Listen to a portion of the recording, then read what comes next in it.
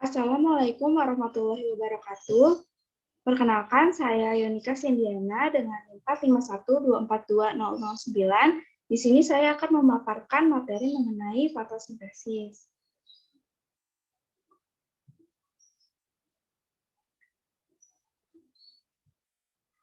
Menurut pengertian, fotosintesis ini berasal dari bahasa Yunani, foto yaitu cahaya, dan sintetis yaitu menggabungkan atau penggabungan.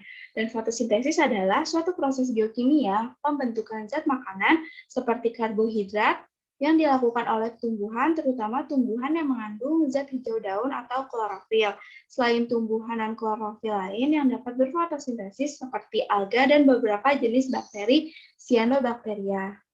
Selanjutnya, berikut ini adalah persamaan fotosintesis. Yang tertera pada gambar yaitu proses terjadinya fotosintesis, yaitu menurut persamaan itu di mana tumbuhan akan menyerap karbon dioksida dan ditambah air yaitu H2O dan dibantu oleh energi matahari, dan nantinya klorofil ini akan menghasilkan zat gula, oksigen, dan air.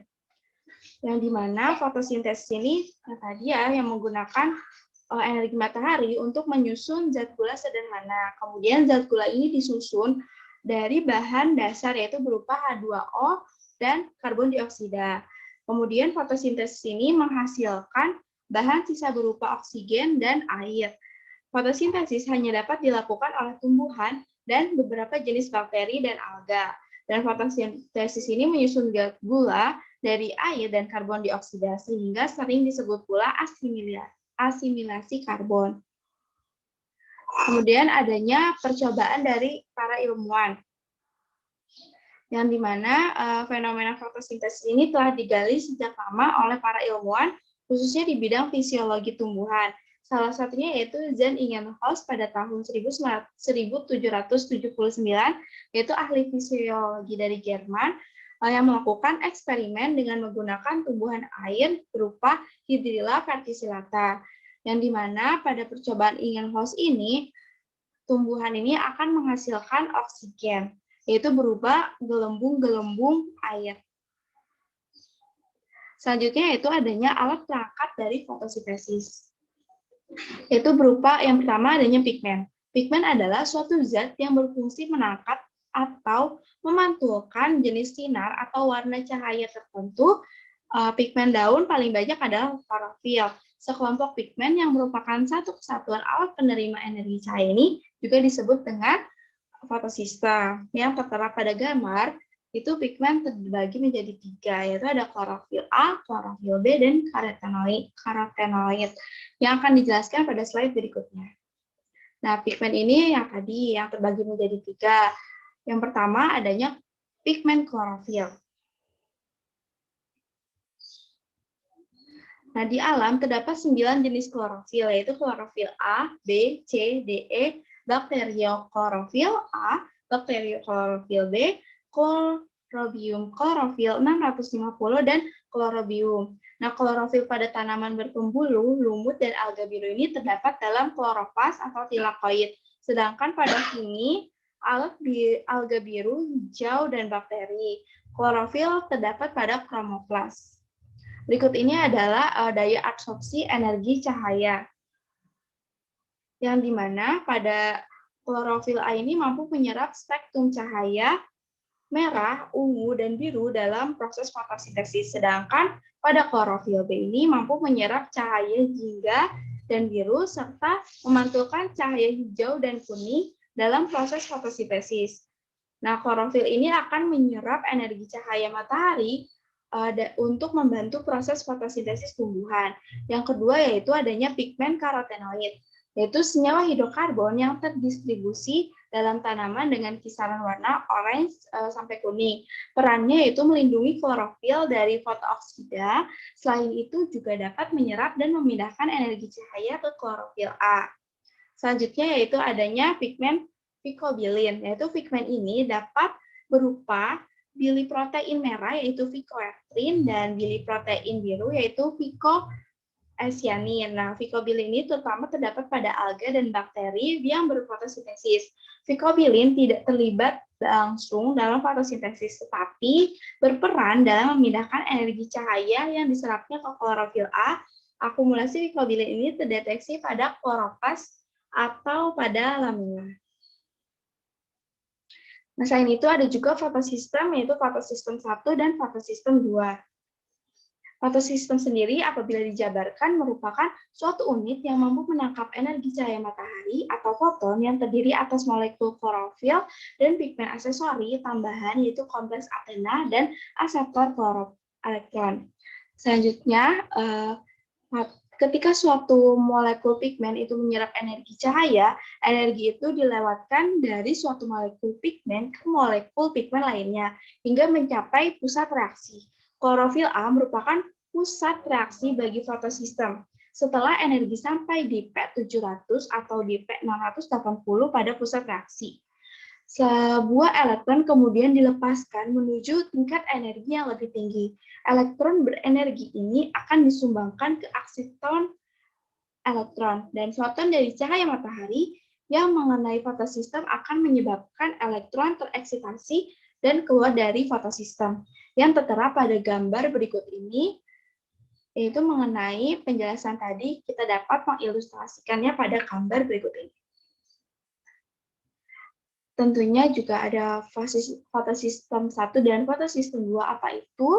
Nah, fotosistem 1 ini, penyerapan cahaya matahari dilakukan oleh klorofil A yang sensitif terhadap cahaya dengan panjang gelombang 700 nanometer, sehingga fotosistem 1 ini disebut juga sebagai P700. Dan pada fotosistem 2 ini, penyerapan energi cahaya dilakukan oleh klorofil A yang sensitif terhadap panjang gelombang 680 nanometer, sehingga fotosistem 2 ini disebut juga P680.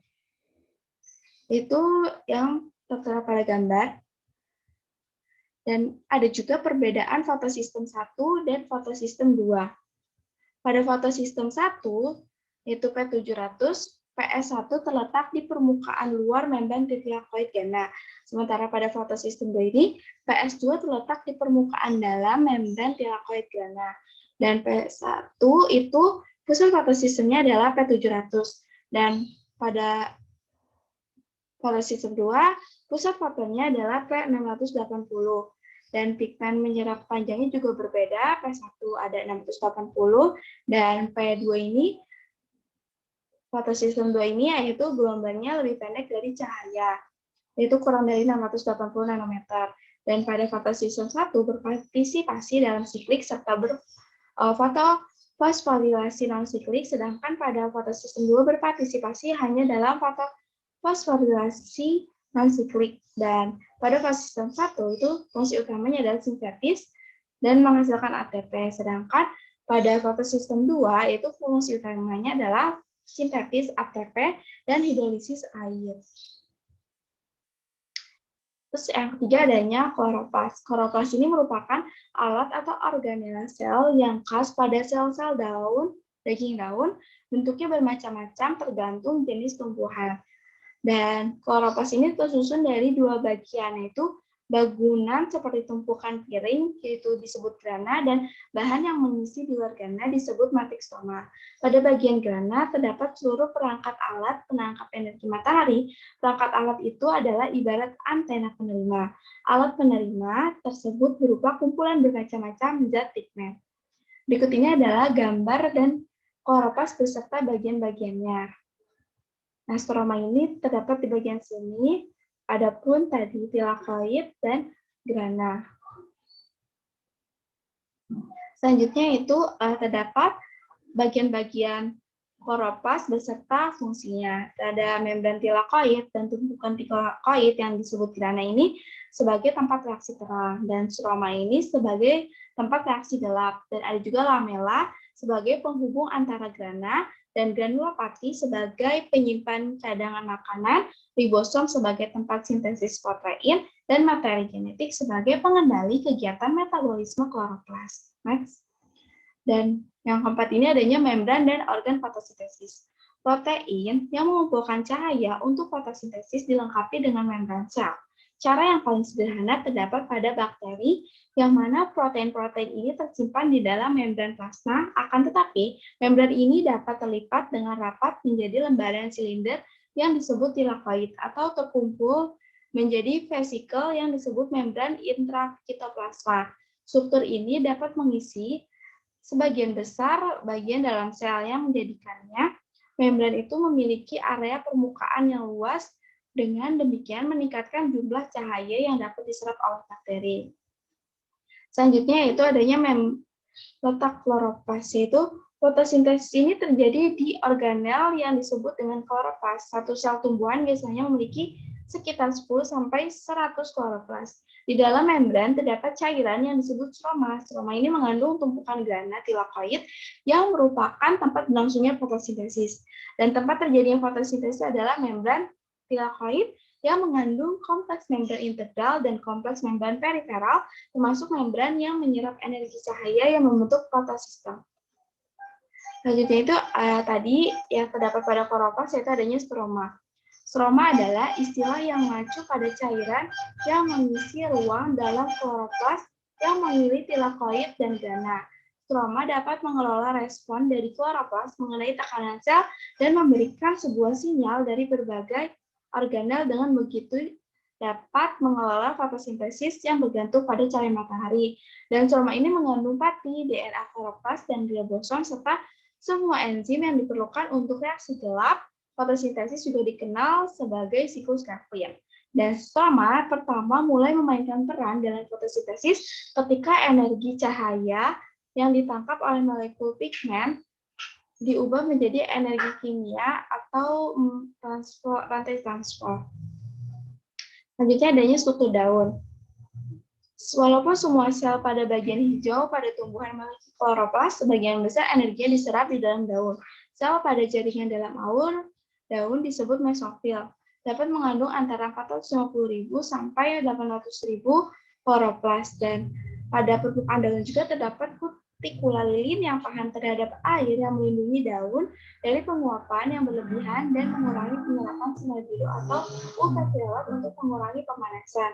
Dan cahaya yang untuk masuk ke sel mesofil palisade itu sebagai tempat sebagian besar fotosintesis berlangsung.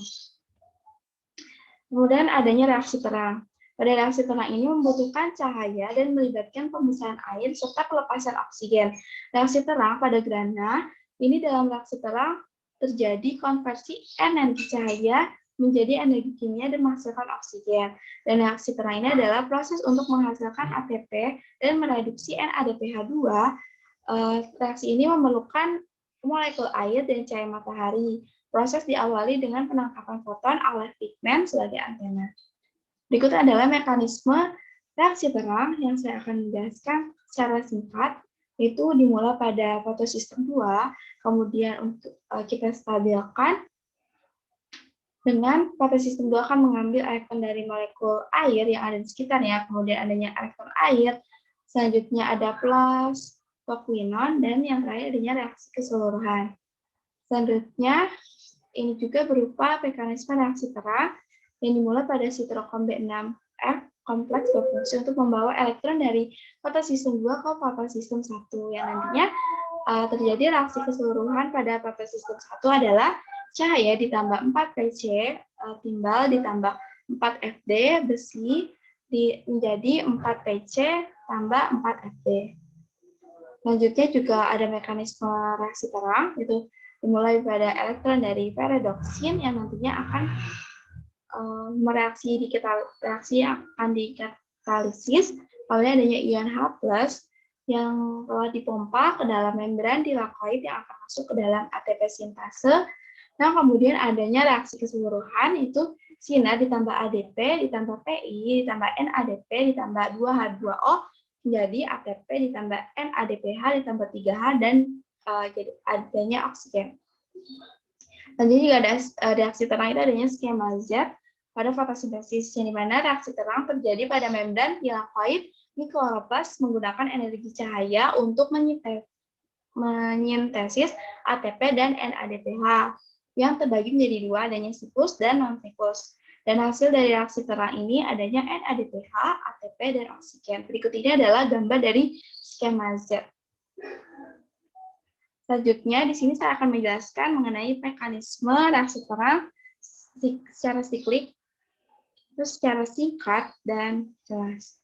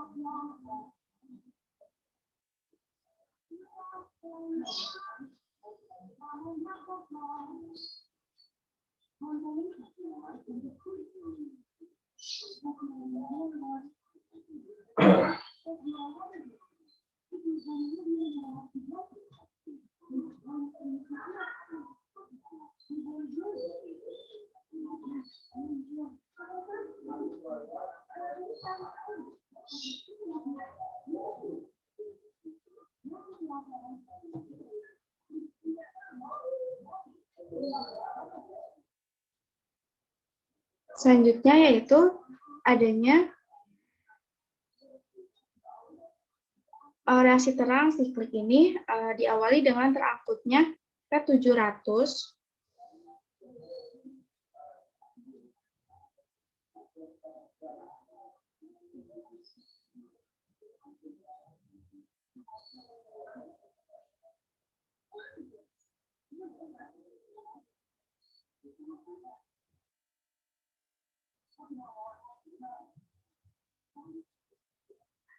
diawali dengan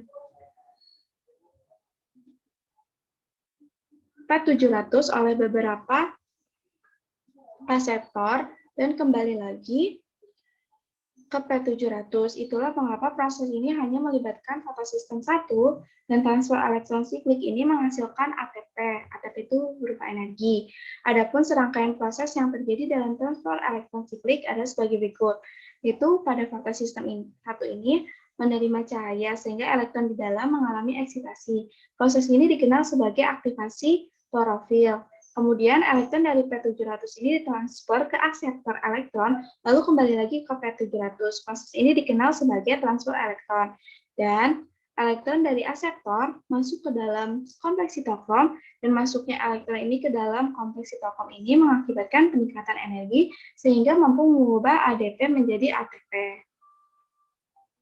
Selanjutnya, ada pun reaksi terang non-siklik, yang dimana fotosistem 2 ini menerima energi dalam bentuk cahaya sehingga elektron di dalamnya mengalami eksitasi. Dan proses ini dikenal sebagai aktivasi klorofil. Kemudian elektron dari fotosistem 2 mampu memecahkan molekul air sehingga dihasilkan ion H+, O2, dan elektron. Proses ini dikenal sebagai fotolisis air. Kemudian elektron dari P680 ditransfer menuju P700 melalui beberapa akseptor. Elektron dari akseptor elektron masuk ke dalam kompleks sitokrom sehingga terbentuk ATP. Tidak hanya itu, elektron dari akseptor elektron juga akan diterima oleh NADP. Oleh karena NADP mengikat ion H+ yang nantinya hasilnya dari fotolisis air, maka NADP berubah menjadi NADPH. Nah, tadi menyinggung mengenai fotolisis air. Fotolisis air itu merupakan proses pecahnya molekul air oleh elektron yang berasal dari fotosistem 2. Pemecahan ini menghasilkan terbentuknya ion H+, elektron, dan oksigen. Untuk oksigen selanjutnya akan dilepas ke udara. Berikut ini adalah proses terjadinya fotolisis air, yang dimana air akan menjadi 2H+ ditambah setengah O2 ditambah oksigen. Selanjutnya, adanya reaksi gelap. Reaksi gelap ini merupakan reduksi karbon dioksida menjadi karbohidrat, tidak memerlukan cahaya, tetapi memanfaatkan daya asimilasi dari reaksi terang. Terdapat 3 tipe reaksi gelap, yaitu adanya siklus Kelvin atau C3, siklus H atau siklus C4, dan siklus Kemp. Nah, pada siklus Kelvin atau C3 ini, yang tertera pada gambar, itu senyawa yang menangkap karbon dioksida, yaitu berupa 1C, udara adalah LUBP. Dimulai dari sini, ke sini. Kemudian enzim yang mengkatalisir Rubisco dibentuk senyawa beratom 6C yang tidak stabil dan pecah menjadi dua senyawa beratom 3C yaitu PGA dan energi dari ATP dan NADPH2 dibentuk glukosa dan dibentuk kembali menjadi LUPP. Selanjutnya adanya siklus H atau siklus C4. Terdapat dua macam kloroplas di sel mesofil dan seludang berkas pengangkutan karbon dioksida. Masuk ke kloroplas mesofil ditangkap oleh PFP yang membentuk oksaloasetat. Itu selanjutnya ada 3 tipe, yaitu ada oksalo, yang dimana asetat diubah menjadi malat, diangkut ke sarung berkas pengangkutan, dipecah menjadi piruvat dan karbon dioksida. Kemudian adanya oksaloasetat diubah menjadi aspartat, diangkut ke SDP, diubah menjadi oksaloasetat, dipecah kembali menjadi piruvat dan karbon dioksida. Yang ketiga adanya oksaloasetat, diubah menjadi aspartat, diangkut ke SDP, diubah menjadi malat, dan dipecah menjadi piruvat dan karbon dioksida. Nah, piruvat diangkut kembali ke sel mesofil, diubah menjadi PFP. PFP ini berperan menangkap karbon dioksida di udara, dan karbon dioksida yang dilepas dari senyawa masuk ke siklus Kelvin atau siklus C3. Berikut ini adalah mekanismenya. Selanjutnya ada siklus Kemp, di mana yang tertera pada gambar. Kemp ini merupakan krasula ken akid metabolisme. Terjadi pada tanaman sekulen keluarga. Contohnya seperti kaktus, anggrek, dan vanili. Malam hari, stomata membuka, karbon dioksida ditangkap oleh PFP, membentuk asam oksaloasetat diubah menjadi asam malat, disimpan di vakuola. Siang hari ini, malat dipecah menjadi asam piruvat dan karbon dioksida. Karbon dioksida masuk siklus Kelvin membentuk gula, dan piruvat diubah menjadi PFP, kemudian pati disimpan pada malam hari diubah menjadi PFP. Selanjutnya juga ada faktor penentu laju fotosintesis. Yaitu yang pertama adanya intensitas cahaya. Intensitas cahaya yaitu laju fotosintesis maksimum ketika banyaknya cahaya. Kedua, yaitu adanya konsentrasi karbon dioksida. Semakin banyak karbon dioksida di udara, maka semakin banyak juga jumlah bahan yang dapat digunakan tubuhan untuk melangsungkan fotosintesis. Yang ketiga, yaitu adanya suhu. Di mana enzim-enzim yang bekerja dalam proses fotosintesis hanya dapat bekerja pada suhu optimalnya. Umumnya laju fotosintesis ini meningkat seiring dengan meningkatnya suhu hingga batas toleransi enzim. Yang keempat yaitu adanya kadar air. Kekurangan air atau kekeringan menyebabkan stomata menurun, menghambat penyerapan karbon dioksida sehingga mengurangi laju fotosintesis. Dan yang keempat ini adanya kadar fotosintat, yaitu hasil fotosintesis. Jika kadar fotosintat seperti karbon dioksida berkurang, laju fotosintat akan naik. Bila kadar fotosintat bertambah atau bahkan sampai jenuh, lalu fotosintesis akan berkurang. Yang terakhir yaitu adanya tahap pertumbuhan. Penelitian menunjukkan bahwa laju fotosintesis ini jauh lebih tinggi pada tumbuhan yang sedang berkecambah ketimbang tumbuhan dewasa. Hal ini mungkin dikarenakan tumbuhan berkecambah memerlukan lebih banyak energi dan makanan untuk tumbuh. Selain itu, selain fotosintesis ini dipengaruhi oleh beberapa banyak faktor, baik faktor dari dalam maupun faktor dari luar. Adapun faktor dari dalam yaitu antara lain seperti umur daun, keadaan stomata, dan jenis tumbuhan. Kemudian faktor dari luar ini antara lain seperti karbon dioksida dan oksigen, ketersediaan air, kelembapan, dan suhu udara, serta keadaan cahaya. Selain 4 faktor tersebut, bahan-bahan beracun juga akan mempengaruhi fotosintesis, misalnya herbisida, tumpahan minyak, dan air sabun, logam-logam berat.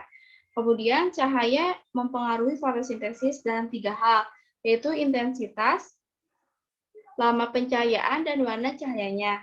Menurut warna cahayanya, cahaya matahari terdiri dari 7 jenis warna sinar.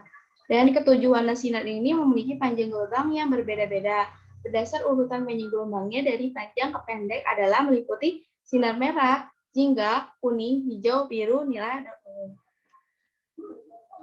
Selanjutnya adanya tipe-tipe pada fotosintesis, itu terbagi menjadi 3, yang dimana tadi kita terap pada reaksi gelap, yaitu adanya C3. C3 ini senyawa pertama yang dibentuk dari hasil fiksasi karbon dioksida dari luar udara atau atmosfer, yang dimana senyawa asam organik ini jadi 3 karbon, yaitu asam fosfogliserat. Proses reaksi ini langsung menjadi bagian dari daun kelvin. Tanaman tipe C ini umumnya adalah mangga, padi, kedelai, dan gandum. Yang kedua adanya tipe C. Tipe C ini merupakan senyawa pertama yang dibentuk dari fiksasi karbon dari udara bebas adalah berupa asam organik 4 karbon, yaitu asam oksaloasetat. Senyawa OAA akan segera diubah menjadi asam malat atau aspartat. Tanaman tipe C ini yaitu sorghum, tebu, dan jagung. Selain itu juga yang ketiga adanya tipe CAM, yaitu crassulacean acid metabolisme.